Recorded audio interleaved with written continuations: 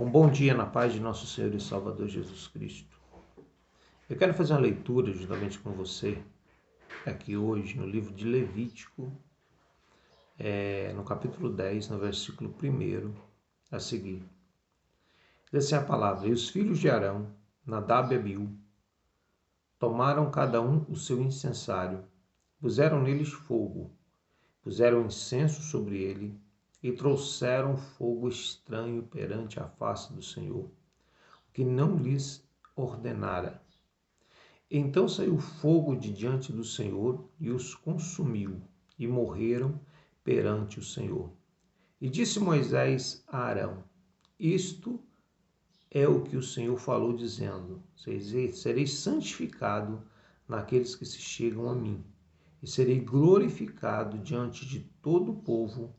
Porém, Arão calou-se. Eu gostaria de pegar esse texto para nós analisarmos um pouco a soberania de Deus. Deus é soberano. E há muitas ideias e muitos conceitos que vão se formando ao longo do tempo que diminuem o tamanho do nosso Deus, que trazem Deus a dimensões humanas, como se fosse um homem especial, um homem um pouco maior do que nós. Mas na verdade não é bem assim. Deus é soberano. Ele estabelece a sua vontade. Nós precisamos estar dispostos a cumprir a vontade de Deus na nossa vida. Existe um texto da Bíblia que diz assim, que Deus fala assim: Achei Davi, homem segundo o meu coração. E às vezes nós pensamos que algumas coisas que Davi pensou em fazer levaram a ele esse título, mas na verdade não. Poderíamos entender da forma correta e dizer assim: olha, Deus tem um coração, Deus tem um propósito, Deus tem um pensamento de como Ele deseja que as coisas sejam feitas, que elas sejam realizadas. Deus tem no seu coração um propósito de como Ele gostaria de ser servido, seguido e amado. E Davi, tão simplesmente, ele conseguiu perceber a soberania de Deus e o coração de Deus, o que Deus queria, como Deus pensava, e simplesmente ele se encaixou a esse propósito. Às vezes nós oramos a Deus e queremos que Deus ele entre nos nossos planos. Fazemos planos e queremos que Deus faça parte dos nossos planos. Mas, na verdade, o que nós precisamos fazer é fazer parte dos planos de Deus. É entender que Ele é soberano, que Ele é Senhor, que Ele é o Criador de todas as coisas, que Ele está acima das nossas vontades, dos nossos desejos, que Deus ele está acima dos nossos planos, porque os planos de Deus são maiores. Agora tem uma coisa, o Salmo 37, verso 4, diz assim: agrada-te do Senhor e Ele cumprirá os desejos do teu coração.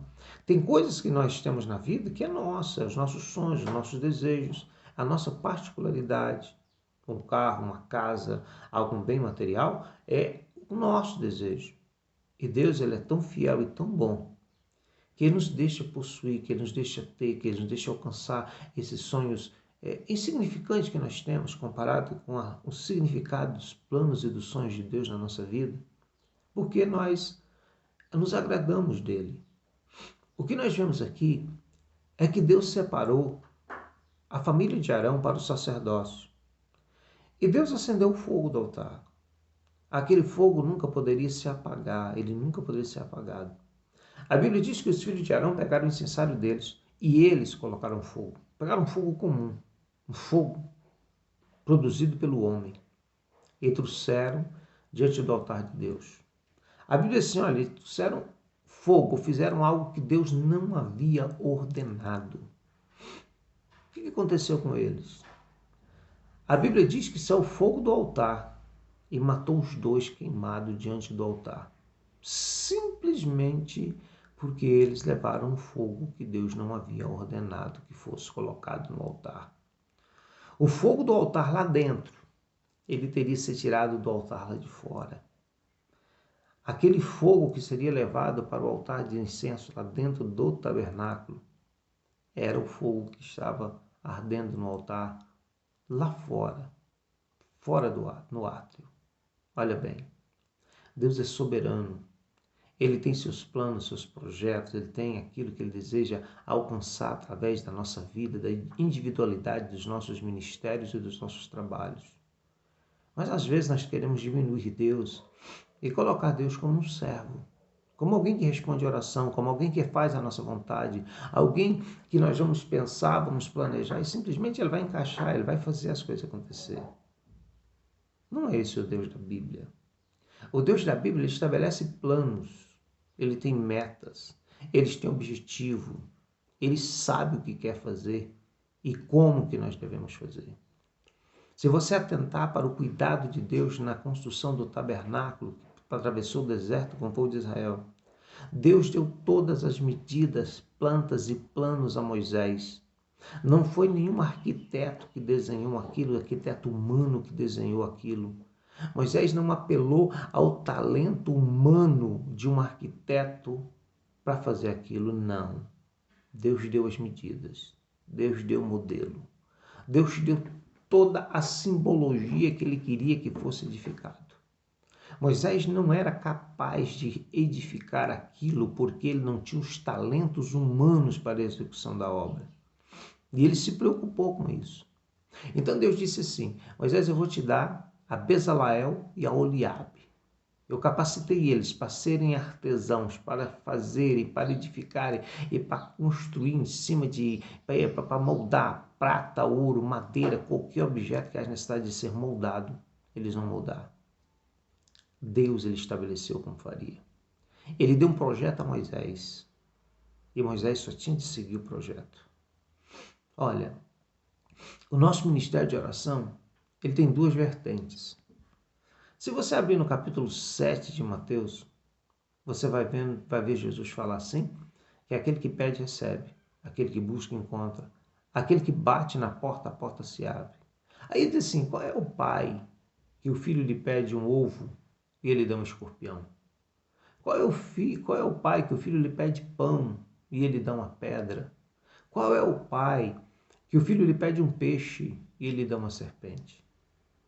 Ele fala assim, ó, se vós homens querem o melhor para os filhos de vocês, sabem dar boas dádivas aos seus filhos, quanto mais o vosso Pai Celestial dará bem àqueles que lhe o pedirem. Qual a lição que nós podemos tirar dessa passagem? Que nós podemos especificar para Deus as coisas que nós precisamos. Que nós podemos especificar para Deus as coisas que nós temos necessidade, podemos fazer isso na oração. Tudo bem. Você observa que essa passagem não fala de pedidos ministeriais, não fala de pedidos espirituais. Mas a explicação é que quando somos específicos nas nossas necessidades e nos agradamos de Deus, como diz o Salmo 37, Ele satisfaz o desejo do nosso coração. Certo? Eu posso pedir uma forma de coisas materiais, eu posso pedir. Se eu tenho necessidade de um carro e realmente é uma necessidade, eu posso falar para Deus o que eu quero, especificar qual é a necessidade que eu tenho. Se eu preciso de uma casa, eu posso especificar para Deus a necessidade que eu tenho da casa, como eu desejo. Olha bem, quando nós paramos e contemplamos a oração de Isaías, quando ele foi chamado no capítulo 6 do profeta Isaías, a Bíblia diz que Deus ele espera uma disposição. E ele vai fazendo todo um processo no capítulo 6, até que Isaías diz assim, Senhor, envia-me a mim. Ele se oferece. Isaías não tinha nem ideia do que seria seu ministério, ele não tinha nem ideia do que ele haveria de fazer. Sabe por quê? Porque quando é ministério, quando são coisas espirituais, Deus, ele decide e define o que fará conosco. Ele vai dar a direção. Agora a questão é, estamos dispostos a entender e aceitar a soberania de Deus? Estamos dispostos a aceitar as coisas como Deus quer fazer? Estamos dispostos a entrar nos sonhos de Deus para a nossa vida e cumprir aquilo que é o propósito de Deus em nós? Eu te garanto uma coisa, se você conseguir entrar no propósito de Deus, Ele vai te surpreender, Ele vai te dar coisas na tua vida material que talvez você nunca pensou que alcançasse. Isaías não foi só, eu estou aqui, quero ser profeta, quero pregar. Não. Ele só disse, eis-me aqui. Quem definiu o ministério de Isaías foi o próprio Deus. Quem definiu o que Isaías faria foi o próprio Criador. Na sua soberania, ele sabia o que ele queria e qual projeto que ele encaixaria Isaías na sua história. Eu quero te falar uma coisa. Às vezes nós vamos simplesmente receber de Deus da forma que Ele quer nos dar. Às vezes nós só vamos entrar nos seus sonhos. Se você parar e refletir nos sonhos de José, você vai perceber que não eram os sonhos de José, eram os sonhos de Deus. Porque José nunca poderia cobiçar o que aconteceu na vida dele. Sabe por quê? Porque foi Deus que sonhou. Essa é a soberania de Deus. Deus sonha sonhos e me encaixa no sonho. Deus sonha sonhos e encaixa você nos seus sonhos. Agora eu quero te perguntar, você consegue ser alguém que ande e viva segundo o propósito do coração de Deus? Que Deus te abençoe nesse dia, em nome de Jesus.